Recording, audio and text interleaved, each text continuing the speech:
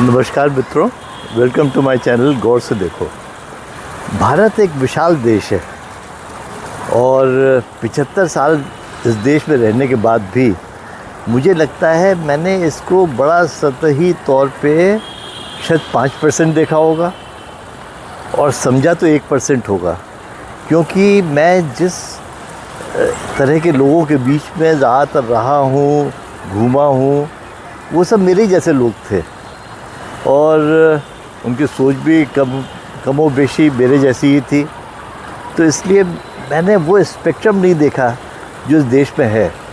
और मैं अक्सर जब निकलता हूँ बाहर, मैं लोगों को देखना चाहता हूँ, लोगों की शक्लों को बड़े ध्यान से देखना चाहता हूँ कि इनके मन में क्या चल रहा होगा, ये क्या सोचते हैं भारत के बारे में। और ये चीज़ें और बढ़ जाती हैं चुनाव के दौरान। मैं जब भी चुनाव के दौरान ड्राइव पर या सड़कों पर शहर के बाहर कभी भी निकला, मैं हमेशा उस ट्रक पे बैठे मज़दूरों को देखता हूँ या ईंट के भट्टे पे काम करते हुए लोगों को देखता हूँ और सोचता हूँ कि ये हमारा भविष्य तय करने वाले हैं। क्योंकि आखिरकार एक आदमी का एक वोट होता है और इन सब का भी उतना ही बड़ा वोट है जितना मेरा है। और मैं भले ही 10 अखबार पढूँ और टीवी चैनल्स देखूँ और उसके बाद बड़ा सोचूं कि मैं किसको वोट दूंगा, और ये आदमी एक वोट के ठेकेदार के साथ चला जाता है और वोट डालाता है बिना सोचे। हाँ, उसके दिमाग में क्या आता है, ये बड़ा इंटरेस्टिंग चीज़ है जो मैं आपको अभी एक क्लिप दिखाऊंगा।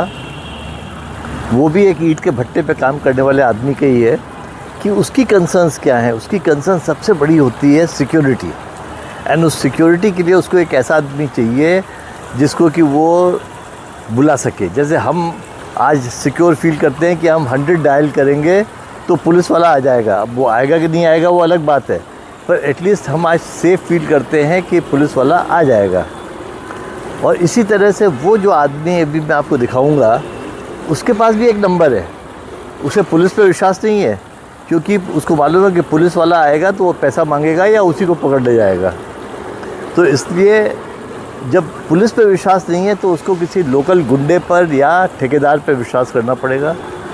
और जब उस पर विश्वास करना पड़ेगा कि भाई वो उसकी ज़रूरत में काम आएगा, तो उसके कहने पर वोट भी देगा वो जिसको कह देगा। तो इस तरह से हमारा जनतंत्र कैसे चलता है, ये आपको इस क्लिप से कुछ आइडिया लगेगा कि वोट लोग क्यों देते हैं और कैसे देते हैं।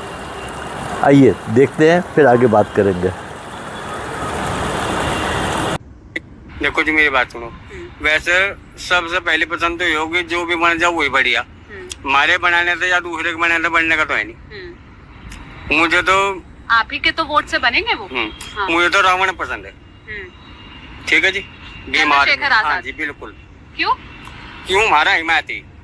कहीं भी कोई जरूरत पड़ जा, किसी टाइम बुला लो, तुरंत हाजिर होगा। बताओ कौन सा नेता हाजिर हो जाएगा? कोई नहीं आते हैं चंद्रशेखर आजाद। बिल्कुल आवे जी, बिल्कुल 100% आते हैं। ये नहीं कि झूठ बोल लेंगे, कहीं भी बुला लो वहीं तुरंत हाजिर। पैसे के लिए तो मरने को भी करे, वोट की तो बहुत दूर की बात है। अगर उस पर जान भी दे दो ना, वह भी कम है। ऐसा आदमी है। अब बताओ। वो आपकी बिरादरी के भी हैं? बिल्कुल। अच्छा, आप दलित समुदाय से आते हैं? बिल्कुल जी। अच्छा, तो बसपा आपके लिए कोई काम नहीं करती? नहीं, बसपा भी काम करे जी। कौन सी? बहन जी की जो पार्टी? हाँ जी, बहन जी की जो पार्टी। हाँ। पर वह बेचारी अब जाएंगी कहीं नहीं तो कहाँ क्या करेगी वह बेचारी? तो उनके चेले चपाटे भी नहीं आया करते मदद करने? कोई नहीं ना। आता जी। सांसद तो अभी जो है फजलुर रहमान, वो उसी के ही है, हाथी के है ना? चंद्रशेखर जो है ना जी, हाँ। कोई भी दिक्कत आ जाए तुरंत ही हाजिर हो ले। अपने 10-20 आदमी को भेजो, किसी को भी भेजो। जैसा स्टोरी हो गया सब जो उनका सज्जा आते हैं। जो इस तरह अकेले गाँव में रहते हैं, उनको ज़रूरत पड़ती है लठैतों की जो उनको प्रोटेक्ट कर सके, और पुलिस वो प्रोटेक्शन दे नहीं सकती। तो जब तक पुलिस एफिशिएंट नहीं होगी तब तक जातिवाद ख़त्म नहीं हो सकता। आपको आरक्षण के बारे में कुछ जानकारी है? हम मिले तभी तो बताऊंगे जी। जब लेकिन आपको पता है आरक्षण होता क्या है? हमें तो ये भी पता नहीं जी आरक्षण हो क्या क्या नहीं होता है। जब पता है कुछ नहीं, जब को देता ही तो बता देंगे क्या आप हमें? सरकारी नौकरियों में, स्कूलों में, है ना? जैसे जब चुनाव भी लड़ते हैं तो कई सीटें सुरक्षित सीटें होती है। इस बारे में कोई जानकारी है आपको? मेरी बात सुनो जी, मैं आपको एक बार बताऊं, मेरा ये लॉकडाउन लगा ना पीछे, हाँ, मास्टरों ने उसकी भी फीस नहीं छोड़ी स्कूलों ने। जी।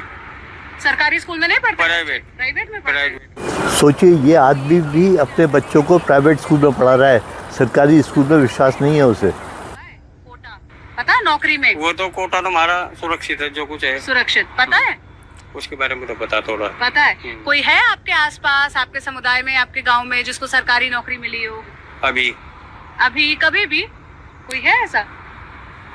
मोहल्ले में कई लड़के गए हुए। कौन सी, कहाँ नौकरी? तो पुलिस में एक मेरठ है, हाँ, और एक मोदी नगर जी। मोदी नगर। वो आपके समुदाय से ही आते हैं? हाँ जी। जो कोटा मिलता है जी जी, वो मिलना चाहिए। मिलना चाहिए जी। हाँ, मिलना चाहिए। क्यों मिलना चाहिए? जो हमारी सीट है, जो हमारी चीज है। तो मित्रों, है हमारे देश का एक आम आदमी, मेरे ख्याल से ऐसे कम से कम 50 करोड़ आदमी तो होंगे इस देश पे जो इस लेवल पर हैं, और वो हमारा भविष्य डिसाइड करेंगे, जिनको की सबसे बड़ी समस्या है उनकी प्राइवेट सिक्योरिटी की। ये आदमी ऐसे कंडीशंस में रह के भी अपने बच्चों को प्राइवेट स्कूल में पढ़ा सकता है, उसके एस्पिरेशंस हैं, पर उसकी मजबूरियां हैं, और उसकी सबसे बड़ी मजबूरी है उसकी सिक्योरिटी। कि कल एक बात मुझे बहुत स्ट्राइक की, जब उसने कहा कि अगर वो बीजेपी को वोट दे भी दे तो गांव वाले सोचेंगे उसने बीएसपी को वोट दिया है, क्योंकि वो चमार जाति का है, वो चाह के भी अपनी जाति से नहीं निकल सकता। अगर 10 लठाए तो उसके घर के सामने आकर खड़े होकर या उसको मार के चले, पीट के चले जाएं, तो वो किसके पास जाएगा? पुलिस के पास जा नहीं सकता, और नेता के किसी गुंडे के पास जाएगा, क्योंकि नेता गुंडे पालेगा। अगर पुलिस रिफॉर्म हो जाए इस देश में तो जातिवाद ख़त्म हो सकता है और देश के हालात सुधर सकते हैं। मैं चाहता हूं कि मोदी 3.0 में सबसे बड़ा police reform and judicial reform आना चाहिए। आपका क्या विचार है मित्रों इस बारे में? ज़रूर बताएं। Many thanks for listening. Goodbye.